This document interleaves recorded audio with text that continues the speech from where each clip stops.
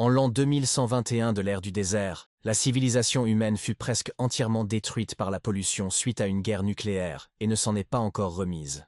Dans ces terres désolées, des populations ont survécu, créant des campements pour se mettre à l'abri. Mais même si elles parvenaient à s'implanter, elles ne pouvaient plus espérer retrouver leur domination d'antan sur la planète. Pour une personne ordinaire, sortir de la colonie signifiait une mort quasi certaine. Le monde a complètement changé sous l'influence de l'énergie nucléaire. Même les plus petits insectes se sont transformés en bêtes nucléaires. Désormais, seule la loi du plus fort prévalait. Pour survivre, il fallait devenir plus fort et plus impitoyable que les mutants, même si ces derniers étaient loin d'être les plus terribles de ce monde. Le type pensait être au bon endroit et a dit que quelque chose d'excitant allait se produire ce soir. Il vit un homme arriver en voiture, l'attacha, le bâillonna et l'enferma dans son véhicule. Puis il se dirigea vers la porte de l'immeuble et l'ouvrit. La femme lui a mis un couteau sous la gorge et lui a demandé s'il était perdu, car elle ne l'avait jamais vu auparavant. Les filles qui se trouvaient à proximité ont dit que c'était une propriété privée et qu'un pas de plus et il serait expulsé. L'homme leur a dit d'ouvrir les yeux et leur a montré quelque chose. La femme changea de ton et le présenta comme l'invité d'honneur. Il répondit qu'il était venu pour s'amuser et non pour gâcher la fête. La jeune fille l'accueillit à l'Éden des terres désolées et l'invita à entrer. Les portes s'ouvrirent, il entra et elles se refermèrent. Eden était un club clandestin qui avait récemment gagné en popularité. Ses clients étaient des notables locaux et des nobles de haut rang, attirés par un spectacle et un service exceptionnel. Sur scène, la jeune fille annonça le début du casting, où seul l'argent comptait. Elle retira les couvercles des cubes qui contenaient les filles. Elle présenta l'un des produits, insistant sur son ancienneté et sa qualité, et incita les invités à dépenser. Un service particulier consistait en la vente illégale d'esclaves, principalement de jeunes filles. En raison du faible nombre de survivants, le trafic d'êtres humains était considéré comme un crime grave et les transactions se déroulaient donc en secret. Mais la véritable horreur d'Eden allait bien au-delà. L'une des filles a demandé au garçon pourquoi il était seul et s'il était intéressé par le produit. Il a répondu qu'il s'ennuyait des choses médiocres et qu'il avait besoin de quelque chose de plus intéressant. La jeune fille a expliqué que pour choisir la classe la plus prestigieuse, il fallait devenir membre honoraire de la communauté. L'homme montra le bracelet et demanda si cela suffisait. La jeune femme reconnut son statut et le conduisit dans une pièce privée. Il y avait une belle jeune fille nommée Xiaomei, âgée de 18 ans. La jeune fille a présenté le produit comme étant de première qualité et est partie. L'homme a fait remarquer que cette fois-ci, le produit était vraiment de la plus haute qualité. Xiaomei a déclaré qu'elle était son animal de compagnie exclusif et qu'il pouvait faire ce qu'il voulait d'elle. Elle a tenté de le séduire, l'a enlacé et l'a jeté sur le lit, mais il est resté calme. Alors qu'elle poursuivait son récit, il la repoussa brusquement et sortit un fouet. Il la frappa et elle hurla. L'homme a dit qu'elle ne mourrait pas d'un seul coup, car son corps était solide tant que sa tête était intacte. Il l'a traitée de bête. Xiaomei, stupéfaite, lui demanda comment il le savait. Il répondit qu'il était absolument impossible de bien se déguiser au niveau 0. L'odeur et la température corporelle trahissent tout.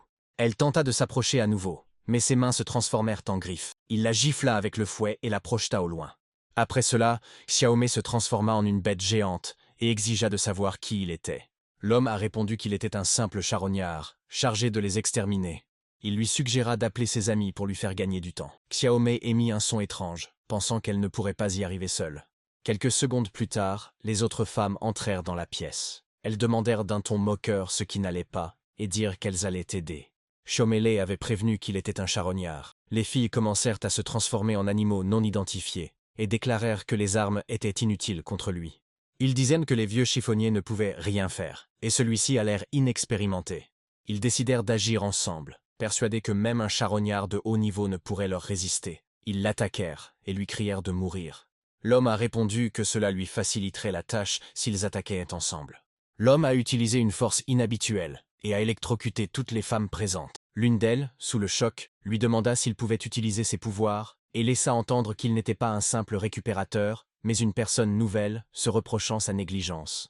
L'homme répondit qu'il n'avait pas utilisé son pouvoir, mais l'objet. Il expliqua qu'il avait dépensé l'amulette de foudre, mais qu'il avait immédiatement tué 5 hommes bêtes, et que la récompense était conséquente. L'homme qui se trouvait à l'extérieur de la porte a entendu ce qui se passait, et a compris que des gens étaient enlevés, attirés et dévorés ici. Il l'a crié, et les hommes se sont enfuis en panique. D'après les renseignements, 5 bêtes se cachaient à cet endroit. Non seulement ils capturaient des jeunes filles, et leur imposaient des actes obscènes, mais ils mangeaient aussi en secret celles qui venaient à se divertir. Les hommes bêtes ont évolué plus efficacement que les bêtes nucléaires. Ils étaient capables d'imiter les humains et possédèrent la même intelligence. C'est pourquoi les machines nucléaires intelligentes et dotées d'intention étaient extrêmement dangereuses. Mais cette fois, elles ont toutes été détruites. L'homme se présenta. Il s'appelle Liu Xing. C'est un récupérateur. Il était venu ici en mission pour anéantir les hommes bêtes. Comparé à la rémunération habituelle des quêtes, la récompense pour ces 5 créatures nucléaires était bien plus généreuse. Les récupérateurs exercent une profession particulière. Ils acceptent des missions et reçoivent des récompenses, et rendent compte directement à la guilde des récupérateurs, qui résout divers problèmes. Ceci est possible, car la plupart des charognards sont de nouveaux humains, dont les capacités ont été éveillées par l'énergie nucléaire. De même que les animaux se sont transformés en bêtes nucléaires et en hommes bêtes, certains humains ont acquis des dons. Leur condition physique s'améliora et diverses capacités s'éveillèrent, ce qui leur valut le surnom de peuple nouveau. Liu Xing a fait remarquer que, bien qu'il soit un nouveau venu, le pouvoir utilisé précédemment appartenait à l'objet et non à ses propres capacités. Son don peut paraître exceptionnel. Orphelin, il avait dû s'engager dans diverses organisations pour survivre. Les coups et la famine étaient son lot quotidien. Sa rencontre avec Fang Xiaoyu, chef d'une équipe de récupérateurs, changea son destin. Apprenant qu'il occupait le corps d'une autre personne, la commandante l'invita à rejoindre l'équipe des guépards jumeaux qu'elle avait fondée. Depuis lors, son objectif est de survivre à l'apocalypse et de devenir un redoutable récupérateur. Dans la cité-État apocalyptique de Qingdao, il s'était entraîné dur et avait atteint le rang S moyen. Cependant, l'écart entre lui et les maîtres de rang A et S, dotés de capacités exceptionnelles et d'un équipement haut de gamme, restait important. Cependant, il trouva un autre moyen de les surpasser. Grâce à des armes venues d'ailleurs, il pouvait vaincre plusieurs adversaires simultanément. L'origine de cette arme était étroitement liée à son pouvoir spécial. De retour chez lui, Liu Xing ouvrit la porte verrouillée, s'allongea sur le lit émeraude, ferma les yeux et s'endormit. Son âme s'envolait vers un autre monde, c'était là son pouvoir éveillé. Ce monde était radicalement différent du monde d'origine, c'était le royaume de la quête de l'immortalité. Il y régnait une multitude de démons et de monstres, l'atmosphère y était terrifiante et tout aussi dangereuse que lors de l'apocalypse. Mais contrairement à son monde, il était possible d'y cultiver l'immortalité. La jeune fille se tourna vers lui, l'appelant chef, et lui demanda s'il était réveillé. Liu Xing répondit que la tâche était accomplie, qu'il avait rassemblé beaucoup de matériaux, ce qui devrait suffire à activer de nombreux modules fonctionnels du temple. Liu Xing pensa qu'il avait dormi dans le désert un instant auparavant, et maintenant il ouvrait les yeux dans un environnement complètement différent. Chaque étape semblait incroyable, mais pour en comprendre la raison, il faut remonter quelques mois en arrière. Ce jour-là, il s'endormit chez lui, mais lorsqu'il ouvrit les yeux, il se trouva dans un autre monde. Il crut d'abord rêver, mais l'odeur âcre des cadavres était trop réelle pour le rendre malade. Le plus étrange, c'est que son bracelet de récupération se soit retrouvé avec lui et ait continué de fonctionner. Puis il aperçut d'anciennes maisons flottantes et d'étranges épines. C'était comme le monde de la cultivation des vieux romans, mais contrairement aux livres, ce monde était beaucoup plus terrifiant et étrange. Tandis qu'il réfléchissait, une douleur fulgurante lui traversa la tête, et les souvenirs du propriétaire de ce corps commencèrent à lui revenir. L'énergie spirituelle du monde s'était tarie depuis longtemps, remplacée par une énergie maléfique, capable de rendre les gens fous. Animés par cette énergie, démons et monstres attaquèrent les gens, laissant des rivières de sang. Les méthodes de cultivation de ceux qui tentèrent de maintenir la transcendance étaient encore plus terrifiantes. Le propriétaire du corps était un membre du clan des chercheurs immortels, et un disciple de la secte de la Porte de l'Ascension.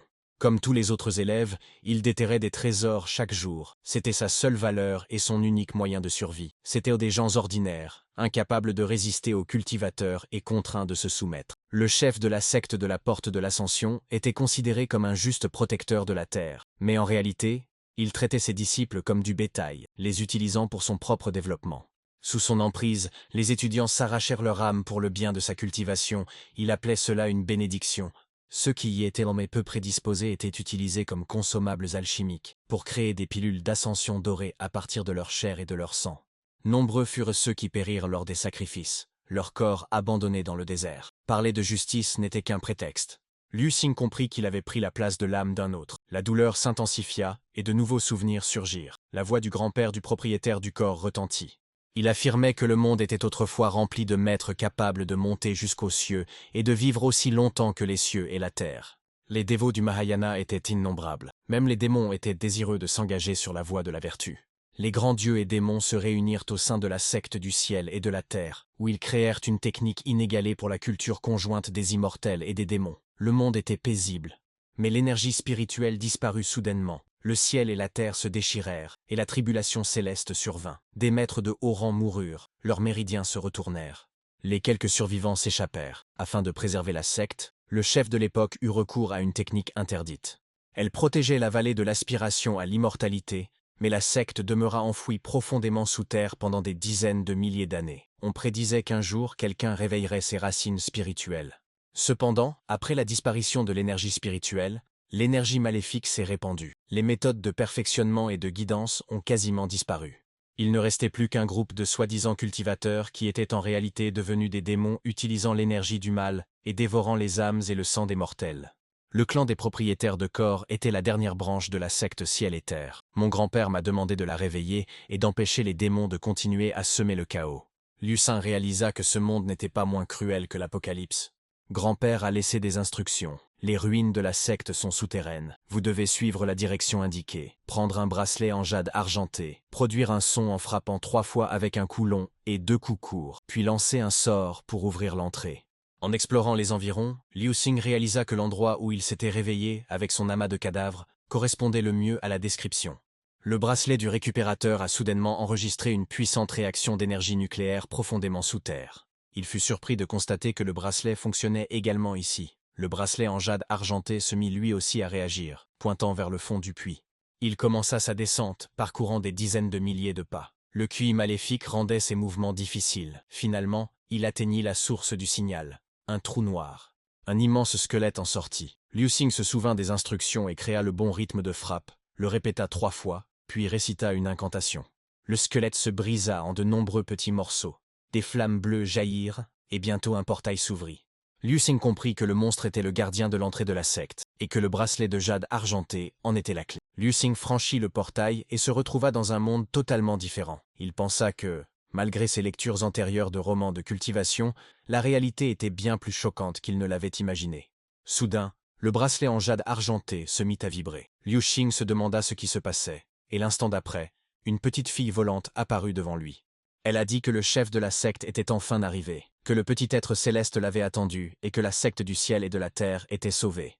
Liu Xing fut surpris par le nombre de secrets que recelait le bracelet et demanda pourquoi elle l'appelait le chef de la secte. La jeune fille répondit que la situation passée était une urgence et qu'il n'en connaissait donc pas tous les détails. Il comprit que ce qu'il voyait était une partie scellée de la conscience spirituelle du petit être céleste. Le cœur de la secte, la vallée de la quête d'immortalité, était scellé, et l'âme principale des sangs célestes, ainsi que celle des autres membres de la secte, s'y trouvait. Maintenant qu'il était arrivé, une partie de sa conscience fut libérée à travers le bracelet de jade argenté. À l'âge d'or de la cultivation, le chef de la secte créa une méthode de pratique commune pour les justes et les démons, afin qu'ils puissent cultiver ensemble. À la fin de l'âge d'or, les esprits maléfiques faisèrent des ravages partout. Ils massacrèrent d'innombrables bêtes démoniaques, et des cultivateurs qui, ayant perdu le contrôle, étaient devenus fous.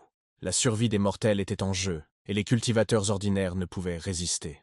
Au moment critique, tout reposait sur le chef de la secte. Selon le petit être céleste, il a changé le cours des événements en 2 étapes. La première étape est la lumière du droit chemin qui a détruit la plupart des démons du mal. La deuxième étape consiste à utiliser les démons contre les démons pour éliminer les derniers vestiges du mal. Grâce à ces 2 actions, il a presque anéanti la première vague d'ennemis. Cependant, le nombre de démons, de cultivateurs et de bêtes corrompus par l'énergie maléfique était infini. Il était impossible de tous les tuer.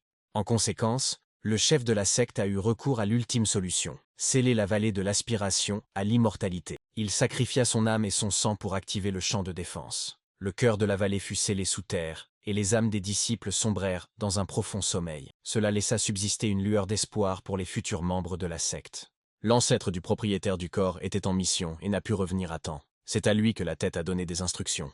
Après avoir éveillé le petit être céleste, Liu Xing devint le chef de la secte. Sa mission était de rassembler l'énergie spirituelle et de la faire renaître. Ce n'est qu'alors que la vallée de la quête de l'immortalité s'ouvrirait et qu'il pourrait s'engager sur la voie de la cultivation immortelle et démoniaque, et ainsi accroître sa puissance. Liu Xing comprit qu'il était impossible de rassembler de l'énergie spirituelle dans le monde où elle avait disparu. Mais le bracelet du récupérateur révéla la présence d'énergie nucléaire dans les ruines de la secte.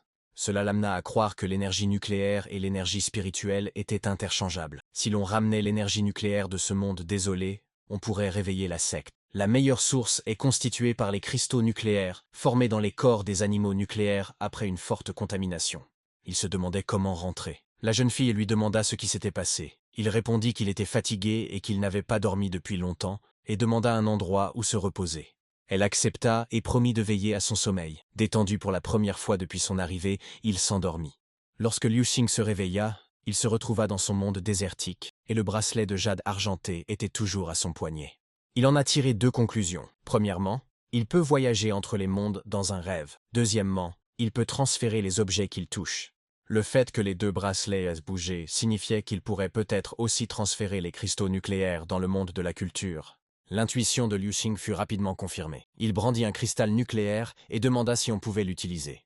La jeune fille fut surprise et déclara que l'énergie spirituelle qui s'en dégageait était d'une force comparable à celle d'une pierre spirituelle. Liu Xing réalisa que tout ce qu'il touchait pendant son sommeil était transporté avec lui dans le monde de la cultivation, et que les cristaux nucléaires pouvaient en réalité fournir l'énergie nécessaire pour faire revivre la secte. La jeune fille affirma que cette quantité d'énergie suffisait à activer l'artefact divin le plus important, le trépied de la Renaissance. Liu Xing demanda à quoi cela servait. La jeune fille lança un sort, et le trépied de vie se mit en mouvement. Elle expliqua que, bien que l'artefact fût scellé depuis 1000 ans, il pouvait être activé par l'énergie spirituelle. Autrefois, le chef de la secte scellait les âmes de ses disciples dans des bougies spirituelles éternelles. Lorsque le trépied crée de nouveaux corps physiques, les disciples peuvent ressusciter en y plaçant leurs âmes. Les disciples étaient tous très compétents, et grâce à leur aide, la renaissance de la secte sous la direction de Liu Xing serait possible. Liu Xing suggéra d'activer immédiatement l'artefact. La jeune fille répondit que l'énergie actuelle ne suffisait qu'à créer un seul corps, et que le disciple qui serait ressuscité dépendait du hasard. Liu Xing compara cela à un tirage au sort et décida de collecter davantage de cristaux nucléaires pour réaliser 10 tirages. La jeune fille ne comprit pas la comparaison, mais elle lui rappela quelque chose d'important. Au bout d'un temps équivalent à celui de la combustion d'un bâtonnet d'encens, le corps du disciple était presque formé. La jeune fille m'a averti de faire attention. Une jeune fille apparut et lui demanda qui il était et pourquoi il n'avait pas peur de son véritable feu du samadhi. Lorsqu'elle vit le bracelet en jade argenté, elle fut surprise. La jeune fille lui dit de présenter ses respects au jeune chef de secte. Liu Xing la salua de nouveau. La jeune fille pensait que l'ancien chef de secte avait perdu sa spiritualité et que son âme avait quitté son corps. Elle pensait que Liu Xing pouvait être sa réincarnation puisqu'elle avait utilisé le bracelet et ouvert le trépied de renaissance, mais elle décida d'abord de vérifier. Elle demanda pourquoi on l'avait réveillé. Liu Xing répondit que c'était pour faire renaître la secte et lui rendre sa gloire d'antan. La jeune fille a refusé de participer. Elle s'est mise en colère et a menacé de tourner le dos à tout pour ce manque de respect. La jeune fille répondit qu'elle avait vécu l'âge d'or de la cultivation et qu'elle n'avait pas l'intention de se soumettre à qui que ce soit. Son destin ne lui appartenait qu'à elle. À cet instant, Liu Xing l'électrocuta. La jeune fille reconnut la malédiction yin-yang du captive âme et lui demanda quand il l'avait maîtrisée. Liu Xing répondit qu'il avait simplement deviné. Lorsqu'il pénétra dans la salle de renaissance, le bracelet se mit à vibrer, et il vit de nombreuses âmes scellées, chacune liée au bracelet. Il comprit alors leur origine. La jeune fille expliqua qu'il s'agissait d'un art démoniaque secret, qui ne pouvait sceller que les âmes des démons, des monstres et des esprits. Tous les disciples scellés étaient soit des démons, soit des monstres, et de nombreux seigneurs étaient craints sur leur territoire. La seule personne qu'ils craignaient vraiment était le chef de la secte. Par conséquent, Liu Xing devait se montrer prudent. Liu Xing comprit que si les démons avaient peur du chef, alors il possédait un atout majeur pour les contrôler. Un bracelet de jade argenté capable de se connecter et de raisonner avec leurs âmes. Il vit la chaîne d'une bougie spirituelle se transférer dans un nouveau corps, confirmant ainsi son intuition. Lorsqu'il tira sur le maillon, le bracelet déclencha la malédiction yin-yang du capteur d'âme. La jeune fille se faisait appeler Corbeau de Feu. À l'origine, elle était un esprit ardent créé par les dieux grâce au feu véritable du samadhi. Après des centaines d'années de cultivation, elle recouvra sa forme humaine et fut acceptée au sein de la secte par le chef précédent. La jeune fille expliqua qu'elle n'était qu'un esprit transformé en monstre et qu'elle ne devait pas se montrer arrogante. Liu Xing la menaça de la recycler si elle prenait possession du corps sans rien faire, car il était dommage de gaspiller des cristaux nucléaires. Firecrow s'empressa de déclarer qu'elle avait déjà fabriqué des outils et des talismans divins de haute qualité. Des objets sacrés tels que le talisman du tonnerre destiné à supprimer les démons et la grande épée, Étoile du Nord, furent scellés avec elle. La jeune fille s'interrogea sur l'utilité de tout cela. Liu Xing s'apprêtait à lui dire adieu, mais elle lui promit qu'avec suffisamment d'énergie spirituelle, elle serait capable de créer encore plus de talismans, de pilules et de trésors magiques et de l'aider à surpasser tous les autres. Liu Xing accepta de lui donner une chance. Au présent, Il lui tendit un sac de cristaux et demanda à Corbeau de Feu si l'énergie spirituelle des cristaux nucléaires était suffisante. La jeune fille s'écria que le chef était extraordinaire. Dans un royaume peuplé uniquement d'esprits maléfiques, il avait réussi à trouver un joyau imprégné d'énergie spirituelle. Au fond d'elle, elle pensa que le nouveau chef de secte était fort compétent, même si le cristal était légèrement différent de la pierre spirituelle. Elle était ravie d'avoir enfin l'opportunité de travailler dans le domaine du traitement des bijoux et décida de commencer immédiatement. La jeune fille utilisa le précieux secret de la fusion du feu avec les cristaux. Elle expliqua que, puisque le cristal et la pierre spirituelle sont des matières premières similaires, on pouvait les transformer en une gemme aléatoire. C'est ainsi que le talisman céleste du faucon de l'ombre bleue fit son apparition. Liu Xing fit remarquer que ce nom devait receler un pouvoir magique lié aux capacités des oiseaux. Il a dit que ce n'était pas mal, mais rien d'extraordinaire, et a demandé comment obtenir un meilleur trésor. La jeune fille répondit qu'il était nécessaire d'augmenter la quantité d'énergie spirituelle dépensée et appliqua une hyper-amplification du précieux secret de la fonte du feu. Cette fois, il s'agissait d'une graine. Liu Xing remarqua son aspect inhabituel et demanda de quelle plante il s'agissait. La jeune fille volante dit que cela ressemblait à un fruit qu'elle avait déjà goûté et suggéra qu'il s'agissait d'un samsara céleste d'osier, dont le fruit mûr était délicieux. La jeune fille admit que, bien qu'elle apprenne à devenir une céleste, elle n'avait pas mangé depuis 2 jours. Sa cultivation n'est pas encore pleinement rétablie, et le raffinage des joyaux consomme beaucoup d'énergie spirituelle. Liu Xing la prit dans ses bras et lui dit qu'elle avait trop faim pour tenir debout, alors il allait la conduire se reposer. La jeune fille volante assura qu'elle serait rétablie en quelques heures. Liu Xing réfléchissait au problème de la faim. Il avait déjà mené une expérience et constaté que la nourriture ne pouvait pas être transportée dans ce monde. Conformément à la réglementation, les substances présentant des caractéristiques biologiques ne peuvent faire l'objet d'un transport aller-retour. La fille volante a dit qu'il restait encore beaucoup de cristaux nucléaires, mais que si le problème de la nutrition n'était pas résolu, il serait impossible de ressusciter les autres élèves. Liu Xing supposa qu'avec un grand nombre d'élèves, le problème pourrait être résolu. La jeune fille ne comprenait pas tout à fait, mais elle accepta. Soudain, le trépied de renaissance se mit à trembler violemment. La jeune fille expliqua que cette fois, 2 élèves avaient été ressuscités simultanément et qu'ils semblaient se battre. Liu Xing lança la malédiction yin-yang du captiveur d'âme et leur ordonna de s'arrêter. La jeune fille se réveilla, outrée par le bruit. Elle reconnut alors Liu Xing. Liu Xing et la jeune fille se demandaient qui étaient ces 2 personnes. La jeune fille expliqua qu'il s'agissait des célèbres sœurs dragons, Kang Mingxia l'aînée et Kang Liuli la cadette. Elles étaient les 2 personnalités les plus incompatibles de la secte, et personne ne s'attendait à ce qu'elles ressuscitent ensemble. Elle a suggéré d'organiser un autre combat pour désigner le vainqueur. Ses sœurs lui avaient dit d'aller se faire voir. La fille volante les exhorta à cesser de jurer et à remercier le chef de la secte pour la résurrection. Kang Liuli a déclaré que le jeune homme était extraordinaire, qu'elle pouvait ressentir une forte énergie spirituelle dans son corps, mais qu'elle avait l'impression qu'il n'avait ni étudié ni pratiqué le taoïsme. Elle a déclaré qu'elle était versée en taoïsme et en magie, et qu'elle pouvait l'aider à se perfectionner en maîtrisant l'art de la cultivation en couple. Kang Mingxia rétorqua que le chef n'avait pas besoin de ses enseignements. Avant de rejoindre la secte, elle était la meilleure assassin de la secte du Seigneur des Enfers et maîtrisait parfaitement les sorts mystiques. C'est donc elle qui devrait enseigner ce chapitre. Et elle connaît aussi la cultivation en couple. La jeune fille a suggéré qu'ils le fassent tous ensemble, sinon ils devraient se battre, et le vainqueur deviendrait professeur. Ses sœurs lui avaient encore dit d'aller en enfer. La fille volante remarqua que le bien et le mal sont toujours récompensés. Liu Xing mit fin à la dispute, et déclara que le plus important à présent était de résoudre le problème alimentaire. Celui qui vous explique comment faire fructifier une graine vous apprendra aussi comment la cultiver. Kang Mingxia reconnut la graine comme étant un samsara céleste d'osier et déclara qu'il s'agissait d'un trésor extrêmement rare. Selon la légende, il faudrait la planter dans un endroit où gisent d'innombrables cadavres hantés par un esprit maléfique. Elle absorbera tout ce que la terre recèle et germera. Kang Liuli a ajouté qu'après avoir germé, l'arbre aurait besoin de beaucoup d'énergie spirituelle pour croître, et que l'énergie à la fois maléfique et spirituelle pouvait exister. C'est donc extrêmement rare. Elle avait entendu dire que manger ces fruits pouvait non seulement accélérer la culture, mais aussi conférer des pouvoirs surnaturels. Liu Xing trouvait cette plante extraordinaire. L'obtention d'énergie spirituelle étant difficile, il devait collecter des cristaux nucléaires. Mais la terre imprégnée d'énergie maléfique devra chercher ailleurs. D'après les souvenirs du propriétaire du corps, ce lieu grouille de divers esprits maléfiques qu'il n'a pas encore rencontrés. Avant de recueillir la terre, il demanda au petit être céleste de les mettre tous les 3 en paix, et il décida de retourner dans son monde. Pour collecter davantage de cristaux nucléaires destinés à la fabrication de bijoux, il faut s'assurer de pouvoir revenir en toute sécurité après avoir prélevé les échantillons de terre.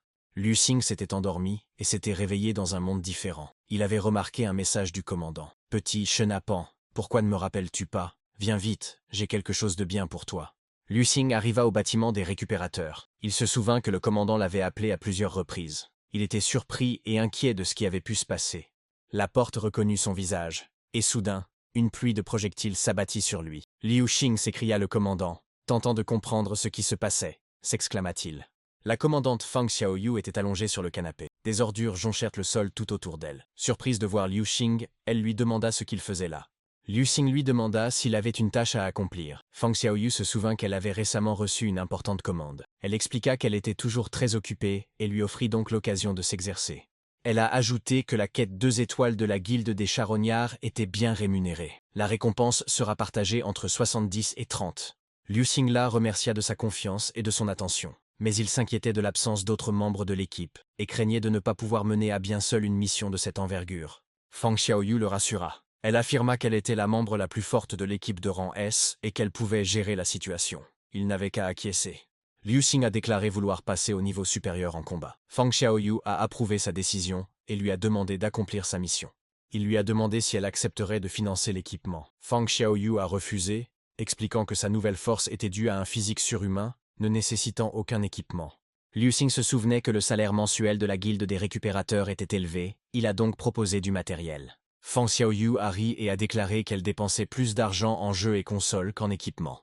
Liu Xing pensait que la commandante était très dépendante d'Internet et des jeux vidéo. Elle dépensait sans compter pour jouer, et n'avait donc plus d'argent pour l'équipement. Elle allait devoir se débrouiller seule. Il repensa à son enfance. Ses parents étaient morts de faim lorsqu'il était enfant. Il avait survécu en ramassant des ordures. Plus tard, il avait été capturé par le gang de Rusty Pestilence, qui avait envahi une partie du territoire de Rainbow. Il continuait de se demander combien il avait eu de la chance que les gigantesques bêtes nucléaires ne l'aient pas remarqué. C'était trop petit et cela lui avait glissé entre les dents de la bête. Plus tard, il continua de survivre, comptant sur sa capacité de survie. Il pensait que cela durerait éternellement jusqu'à sa rencontre avec le monstre de foin. Fumier de monstre désigne une attaque menée par un groupe de créatures nucléaires devenues incontrôlables pour des raisons inconnues. Dans un tel torrent, des gens ordinaires échappent de justesse à la mort. Lorsque Liu Xing tomba, il pensa que son histoire, marquée par son sang-froid, s'arrêterait là. Mais à ce moment précis, la commandante apparut. Pressée de rentrer chez elle, elle élimina toutes les créatures nucléaires d'un seul coup. Elle accomplit sa mission de 8 étoiles en une fraction de seconde et lui sauva la vie. Elle l'a alors accepté dans l'équipe. J'ai découvert qu'il était nouveau et j'en ai fait le seul membre. Liu Xing se souvenait que la mission précisait le lieu, l'Institut de recherche sur les bêtes nucléaires. À son arrivée à l'Institut, il fut accueilli par le directeur, le docteur Xu. Ce dernier lui expliqua qu'il attendait un récupérateur. Xu se présenta et invita Liu Xing à s'asseoir afin de lui expliquer plus en détail la mission. Le docteur Xu a déclaré que l'Institut est une institution qui prend soin des autres. En 5 ans d'existence, des centaines d'hommes bêtes y ont été accueillis et secourus. L'Institut est devenu leur foyer. On pense que les hommes bêtes sont dangereux, mais Xu est persuadé qu'il s'agit d'un préjugé. Les hommes bêtes souhaitent s'intégrer à la société humaine et trouver un lieu sûr où vivre. L'Institut étudie les hommes bêtes afin d'éliminer leurs gènes et de les transformer complètement en humains. L'Institut était en plein développement, mais se heurtait à un problème majeur. Il semblerait qu'une créature nucléaire ait élu domicile dans l'Institut. Ils ont donc engagé un récupérateur pour éliminer la menace. Soudain, un fracas retentit. Xu déclara que la bête était de retour. Liu Xing décida d'aller vérifier par lui-même et ordonna aux autres de rester à l'intérieur. Il aperçut un serpent géant. D'après la description de la mission, il n'y avait qu'une seule bête, mais ce python titan était 10 fois plus gros que la normale et extrêmement venimeux. Liu Xing comprit que la mission était trop dangereuse pour un soldat de 2 étoiles. Il pensa que le commandant l'avait piégé. Liu Xing observa attentivement le serpent géant et pensa que ses écailles étaient trop épaisses et que tirer ne ferait que le mettre en colère. Soudain, le serpent poussa un cri strident et il pensa que de tels sons étaient extrêmement rares chez les serpents. Il comprit qu'il devait d'abord le faire sortir de sa cachette pour prendre l'avantage. Il prit rapidement la grenade des mains du garde et courut vers le serpent, se jurant de ne rien demander de plus. Le garde fut surpris. Ce charognard, si pauvre qu'il n'a pas d'armes, est-il vraiment un charognard? Liu Xing lança une grenade sur le serpent en criant « Regarde ici !» et enfourcha aussitôt sa moto. Le serpent, furieux, se lança à sa poursuite. Il fonçait vers le canyon du chaos à toute allure, surpris de n'avoir pas eu à déployer autant d'énergie au combat auparavant. Il appréciait de pouvoir désormais utiliser des grenades presque gratuitement. Liu Xing comprit qu'après avoir accompli sa mission, Il pourrait retourner à l'institut en toute tranquillité, puisque le serpent ne représentait plus une menace dans le canyon. Là, dans le canyon du chaos, il décida d'affronter le serpent pour de vrai. Il lança des grenades à profusion en criant « Serpent, accepte ce cadeau de grenade, je vais te distraire et t'affaiblir ». Liu Xing utilisa alors la foudre, infligeant une décharge électrique fulgurante. Il constata que la méthode était très efficace, mais fut stupéfait par la capacité du serpent à se rétablir. C'est vraiment incroyable. Lorsque le serpent lui injecta son venin directement dessus, Liu Xing fut choqué. Il ne s'attendait pas à ce que le serpent puisse libérer du venin. C'était d'autant plus effrayant que sa vieille moto à 8 roues de 2e année, qu'il considérait comme sa fidèle amie, aurait dû être à la retraite depuis longtemps. Sans perdre son sang-froid, il s'élança dans les airs et ses ailes apparurent. Heureusement, il avait un atout de taille, le talisman céleste du faucon de l'ombre bleue, capable de protéger sa moto et de lui permettre d'extraire une quantité colossale de cristaux nucléaires de cet immense gisement. Il attaqua le serpent à plusieurs reprises, lui assénant des coups perçants. Le serpent s'écroula au sol en poussant un cri strident. Liu Xing pensait que ce sous-type de python titan était plus dur que le diamant, et qu'il avait récupéré rapidement. Malgré cela, il avait réussi à prendre l'avantage. Cependant, sa surprise fut immense lorsqu'il entendit la bête hurler soudainement. Soudain, le serpent géant se transforma en une femme imposante. Liu Xing fut stupéfaite. C'était un homme bête, et il était doté de conscience. Il comprit que la mission était accomplie avec le coup final, mais il réalisa aussi qu'il affrontait un ennemi d'un tout autre niveau. Désormais, ce qui se tenait devant lui n'était plus une simple bête, mais un être sensible doté de force et d'intelligence. Liu Xing arriva à l'université avec une queue, affirmant fièrement avoir fait exploser le corps d'un python titan, et qu'il ne restait plus que la queue. Xu le remercia et lui remit une récompense pour sa mission, transférant 20 000 $ de sable à Liu Xing. Ce dernier le remercia à son tour, pensant que la récompense pour une mission 2 étoiles était bien plus importante que pour une mission 1 étoile, même si la mission elle-même était beaucoup plus difficile et qu'il avait en réalité risqué sa vie pour de l'argent. Il a interrogé Xu sur la zone où se situe l'institut de recherche, car la présence d'un grand nombre de créatures nucléaires n'est pas normale. Xu a répondu qu'il n'était pas rare que des bêtes sans cervelle comme vous envahissent des propriétés privées et qu'il n'y avait pas lieu de s'inquiéter. Il remarqua que Liu Xing était fatigué et proposa de rester se reposer pendant que Damei et Xiaomei l'aidaient à se détendre. Liu Xing fut surpris d'apprendre que l'institut proposait ce genre de service et demanda s'il s'agissait d'un piège, car la détention d'hommes-bêtes était illégale. Xu a assuré qu'il s'agissait d'une décision volontaire des hommes-bêtes, reconnaissant de la protection de l'institut et désireux de rendre l'appareil, et a exprimé l'espoir que Liu Xing contribuerait au maintien de la sécurité à l'avenir. Liu Xing décida de saisir l'occasion et proposa de faire venir toutes les servantes hommes-bêtes auprès de lui. Xu, surpris, accepta néanmoins de tout organiser. Liu Xing, ravi, le remercia chaleureusement. Une fois arrivés auprès de Liu Xing, les jeunes filles se sont réunies et ont déclaré être prêtes à le servir. Liu Xing remarqua l'absence de véritable joie dans leurs paroles et décida de mettre leur sincérité à l'épreuve. Il lança un éclair qui leur rappela sa puissance et les força à le respecter. Pendant ce temps, Xu ouvrit les portes de son laboratoire, où de nombreuses femmes bêtes nageaient dans de grands bocaux. Il s'approcha du centre et expliqua que le retard était dû à une bombe nucléaire qui avait failli tout détruire. À présent, Xu allait ramener sa fille à la vie après l'avoir neutralisée. Liu Xing comprit immédiatement que Xu était intervenu à cause de la bête nucléaire. Une fois dans son bureau, il l'attaqua et exigea des explications, ayant appris les sombres activités de l'Institut. Xu avoua avoir tenté d'aider Liu Xin et de le convaincre de le rejoindre, mais il décida à présent de tout révéler. Il activa les amplificateurs, et les hommes bêtes, portant les colliers biotechnologiques, apparurent dans la pièce. Liu Xin les libéra aussitôt, déclarant qu'ils étaient désormais sous son contrôle. Xu expliqua qu'il avait autrefois voulu aider les hommes bêtes, qu'il avait étudié la génétique et qu'il avait essayé de les transformer en humains. Mais à la suite d'une expérience ratée et d'une tragédie familiale, ses recherches se transformèrent en un outil pour sauver sa fille. Il commença à utiliser des hommes bêtes pour créer les substances nécessaires à son traitement et devint peu à peu celui qu'il avait auparavant méprisé. Finalement, il trouva un moyen de sauver sa fille grâce à la fusion génétique. Mais un python géant apparut sur son chemin, détruisant son plan. Liu Xing intervint, stoppant la fusion dangereuse et sauvant les hommes bêtes et les autres participants à l'expérience. Les serpents blancs et verts qui avaient déjà rencontré le docteur Xu étaient la clé qui lui avait permis de garder sa fille en vie. Grâce à la foudre, Liu Xing a fourni l'électricité nécessaire à la fusion génétique, malgré des ressources limitées et la menace qui pesait sur sa vie. Plus tard, Fang Xiaoyu remarqua la petite fille laissée pour compte après l'expérience, et Liu Xing expliqua que grâce aux efforts du titan python blanc, la fusion avait été achevée. La jeune fille, fruit de la fusion entre un serpent et un humain, reçut le nom de Xiaobao et fut acceptée dans l'équipe, où elle fut chargée des tâches ménagères. Le corbeau de feu supplia le chef de laisser tomber, mais Liu Xing testait calmement la flèche, et, après avoir évalué le résultat, il fut satisfait. Cette fois, tout s'était beaucoup mieux passé, et de nombreuses bonnes choses étaient apparues.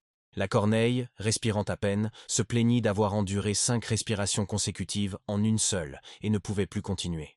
Liu Xing se contenta de lui conseiller froidement de bien se reposer, puis annonça qu'il allait collecter les terres imprégnées d'énergie maléfique. Il ordonna qu'on emmène Liu Li et Manchu avec lui et leur recommanda la prudence en chemin. Lorsqu'ils quittèrent ce lieu lugubre, Liu Li respira l'air frais avec soulagement. Il lui semblait que ce parfum valait bien 1000 ans d'attente. Mancha lança, ironique, que c'était un miracle que son odorat ne se soit pas atrophié depuis si longtemps, et demanda ce qu'il y avait de si agréable dans l'odeur d'un cadavre. Liu Li répondit, irrité, qu'il était impossible de lui parler normalement et se plaignit qu'elle ne faisait que gâcher l'ambiance. Liu Xing interrompit leur dispute en leur ordonnant de rassembler rapidement les terres imprégnées d'énergie maléfique et de revenir immédiatement, car le danger rôdait de toutes parts. En observant les environs, Mancha constata avec regret que le sol était mauvais, que les cadavres étaient desséchés depuis longtemps, et que seuls ceux qui avaient longtemps absorbé le malheur et le ressentiment pouvaient être véritablement qualifiés de maléfiques. À ce moment-là, elle perçut une odeur et se mit en alerte. Liu Li ordonna aussitôt à tout le monde de se cacher lorsqu'elle aperçut quelqu'un approcher. Soudain, une femme immense et terrifiante apparut devant eux. La créature, regardant autour d'elle, fut surprise de pouvoir clairement sentir l'odeur d'une personne vivante, mais de ne voir personne. Ne trouvant personne, elle décida de chercher ailleurs, et, en s'envolant, elle grommela avec irritation qu'elle ne devait pas perdre de temps, car si elle ne trouvait pas un nouvel élève avant la nuit, elle risquait d'être la prochaine à finir en chaudron à jambes. Liu Hang la reconnut comme une nonne taoïste qui cherchait une fois de plus de nouveaux disciples pour le chef de la secte de l'Ascension. Heureusement, le sort d'invisibilité du chat démon de Brocard leur permit d'éviter une collision directe. Son apparition lui rappela où trouver la terre véritablement maléfique. Pendant ce temps, une nonne, ailleurs, enjoignait aux personnes prisonnières d'accepter l'enseignement, d'éviter d'entrer dans le cycle des renaissances, de purifier leurs âmes, de fortifier leur corps et de tendre vers l'ascension et la béatitude. Mancha murmura qu'ils semblaient s'être piégés eux-mêmes, se mêlant aux captifs qu'ils s'apprêtaient à prendre comme nouveaux apprentis. Liu Li tenta de la calmer, affirmant que l'endroit le plus dangereux était souvent le plus sûr, et demanda confirmation au chef. Liu Xing se transforma en chatte et confirma qu'il avait un plan, et qu'il n'avait qu'à l'aider à le mettre à exécution. La religieuse ferma la porte à clé et dit aux élèves de se reposer un moment et d'attendre que la directrice les appelle. Mancha a demandé la permission de l'accompagner, et Liu Li lui a conseillé d'être prudent puisqu'il allait agir seul. Liu Xing, sous forme de chat, répondit qu'il connaissait bien les lieux et qu'il ne ferait que les gêner. Il leur ordonna d'agir dès réception du signal. En parcourant les couloirs, Liu Xing eut l'impression que l'endroit était maudit. Plus on y restait, plus on se sentait déformé. D'après les souvenirs du précédent propriétaire du corps, l'endroit exact se trouvait au bout du couloir. Soudain, il ressentit une oppression soudaine. Au même moment, la nonne ressentit à nouveau la présence de personnes vivantes et se demanda pourquoi elle ne parvenait pas à les trouver. Liu Xing se dépêcha de se cacher, réalisant que le sort d'invisibilité du chat démon de Brocard exigeait une énorme dépense d'énergie spirituelle et ne pouvait être utilisé en continu. Se transformer en chat démoniaque était moins coûteux, mais son niveau de cultivation restait insuffisant. Il fallait donc être prudent à chaque instant. À ce moment-là, le chef de la secte récita les formules des 9 cycles de la technique secrète de réversion, mentionna la pilule de destruction du vide, le chemin de l'unification du ciel et de la terre, et l'ascension à venir. Finalement, Liu Xing atteignit l'endroit indiqué. Une femme imposante pressa les enfants d'entrer rapidement, leur assurant qu'après l'ascension, leur souffrance disparaîtrait. Pourtant, Liu Xing connaissait la vérité. Ce lieu, appelé le hall de l'ascension céleste de la secte de l'Ascension, était en réalité l'endroit où l'on fabriquait les pilules d'immortalité. Le sol de ce hall était imprégné de ressentiment, de désespoir et d'une énergie vitale brûlée.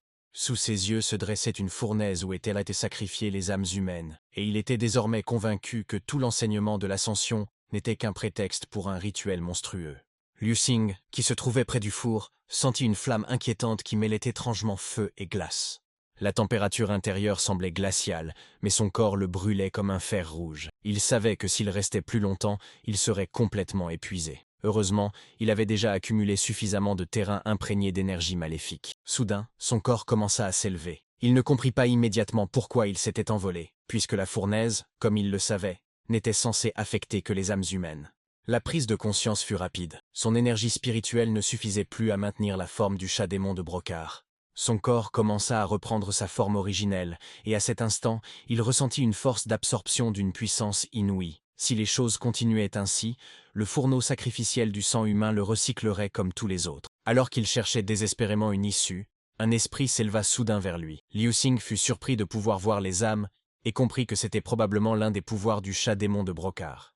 Il demanda pourquoi la fournaise n'avait pas retravaillé l'âme de l'étranger, et qui il était. L'esprit se présenta à Xiaozi et le prévint discrètement de ne faire aucun bruit, car le maître de la secte était actuellement reclus, mais son âme était capable de voir tout ce qui se passait dans la secte de l'Ascension. Xiaozi expliqua qu'elle était différente des autres âmes. Elle était l'âme de la fournaise elle-même. Elle appartenait autrefois à la première secte de fabrication de pilules immortelles célestes, la secte du trésor des pilules. Son trésor était une forge destinée à traiter les esprits maléfiques, capables de raffiner démons et monstres, et de les transformer en élixirs. Ces élixirs pouvaient accélérer considérablement la cultivation ou conférer divers pouvoirs magiques. Cependant, après la catastrophe céleste et l'invasion des forces du mal, sa secte s'effondra, et elle-même se retrouva entre les mains d'un scélérat. Stoic Tun l'enchaîna avec une aiguille qui liait les âmes et transforma le fourneau en instrument de sacrifice humain. Il la força à utiliser du sang humain pour créer la pilule maléfique. Depuis lors, elle a perdu sa liberté et a été contrainte de participer à des actes sans scrupules. Maintenant que son maître était réduit au silence, elle pouvait se déplacer secrètement sous forme d'esprit et demanda à Liu Xing de l'aider à se débarrasser de l'aiguille afin de recouvrer sa liberté. En échange, elle promit de devenir son esprit et d'exaucer tous ses souhaits, pourvu qu'ils ne contredisent pas la voix de la vérité. Liu Xing l'interrompit, ne souhaitant pas discuter de la récompense, et lui demanda s'il avait bien compris que le rayon était le même poteau que celui qui se trouvait derrière lui. Xiaozi confirma que le pilier au centre du four était le rayon qui retenait l'âme, et que seul son retrait permettrait de briser véritablement les chaînes. Il a admis qu'il n'avait plus le choix. S'il ne l'aidait pas, il mourrait lui-même. Cependant, il a honnêtement ajouté qu'à présent, il n'avait même plus la force de se libérer, encore moins de détruire le rayon.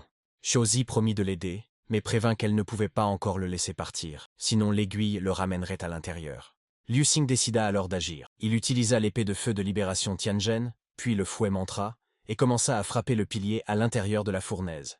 Les coups étaient violents et son énergie s'épuisait rapidement. Inquiet pour son état, Xiaozi proposa de se reposer, mais il savait qu'il n'avait plus le temps. J'ai dû utiliser une nouvelle pilule créée par le corbeau de feu. Il regrettait d'avoir voulu conserver les accessoires, mais il comprenait maintenant que s'il obtenait un tel fourneau, ce serait une bonne affaire. Il avala la pilule d'accumulation de pouvoir ambré. Son corps devint instantanément brûlant, et Xiaozi se demanda pourquoi il dégageait une telle chaleur. Liu Xing expliqua que c'était l'effet de la pilule, et que tout allait bientôt se stabiliser. Reprenant des forces, il décocha une série de coups de poing et finit par briser le pilier. Les chaînes disparurent, et Xiaozi reprit forme humaine. Elle le remercia, et annonça qu'elle serait désormais son four tripode. Ces paroles lui paraissaient étranges, mais Liu Xing se disait simplement qu'il était venu chercher une poignée de terre imprégnée d'énergie maléfique, et qu'il avait finalement obtenu un trépied pour purifier les esprits maléfiques. Désormais, cette terre serait une source inépuisable pour lui. La nonne, debout dans la salle du four crématoire, plissa les yeux et sourit froidement. Sa voix, acide et moqueuse, lui demanda pourquoi le visage du voleur lui semblait si familier. Liu Xing sentit aussitôt un frisson lui parcourir l'échine. Il comprit avec effroi qu'ils avaient en fait trop de bruit et attiré l'attention d'un véritable monstre, un taoïste issu de la lignée des amoureux de l'esprit. D'après les souvenirs du précédent propriétaire du corps, cette lignée a développé ses pouvoirs surnaturels en dévorant la moelle osseuse humaine. Leur sang et une technique mystérieuse, soutenant les cieux du Dharma, leur permettaient de se transformer en monstres gigantesques. Pour les cultivateurs de bas niveau, ils étaient comme une catastrophe naturelle, des fourmis devant une botte. Liu Xing comprit qu'il n'avait qu'une seule chance, la tuer d'un coup soudain avant qu'elle ne révèle sa véritable apparence. La nonne, entre-temps, se souvint. Elle dit froidement qu'elle l'avait rejeté une fois, le croyant mort, puis sa bouche s'ouvrit plus largement que d'habitude, presque de façon anormale. Elle pensa intérieurement, il est toujours vivant, et elle ne sait pas comment il a fait. Il a réussi à voler le fourneau sacrificiel, mais son aura n'est plus la même. Son niveau de cultivation est manifestement bas. Alors pourquoi a-t-elle l'air si précieuse? Portait-il un instrument de valeur? À haute voix, elle exigea de savoir comment il avait pu entrer et retirer l'aiguille de liaison des âmes s'il était mort. Liu Xing feignit la peur. Il lui tendit l'objet et lui confia qu'il comptait sur lui. La suppliant de lui laisser la vie sauve, il la traita de vierge divine. La religieuse tendit la main, intriguée et déterminée à examiner la situation. Elle déclara que si sa découverte la satisfaisait, elle accepterait de l'épargner.